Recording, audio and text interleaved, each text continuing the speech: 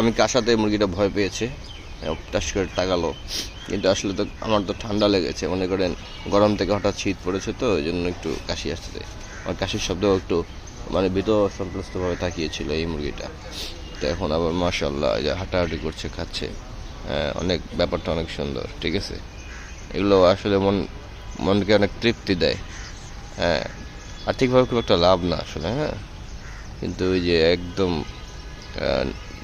Natural যে আর কি, মনের কি বলে এটাকে, মনকে আন্দোলিত করে ন্যাচারালি। এটা আপনি যতই আপনি টেনশনে থাকেন, হ্যাঁ, বা এগুলো অনেকটাই আপনি রিল্যাক্স মোডে চলে আসবেন যদি আপনি এগুলো কখনো পালার সুযোগ হয়। ঠিক আছে, এটা প্রকৃতির জিনিস তো মনকে অনেকটাই শান্ত করে ফেলে।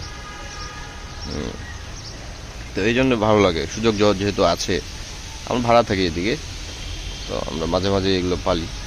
এর আগে অনেক হাঁস পালতাম, তো সেই পরিস্থিতি এখন নাই বর্তমানে। আশেপাশে অনেক বিল্ডিং, হাই রাইজ বিল্ডিং হয়ে গিয়েছে, তো এগুলো এরকম ছিল না।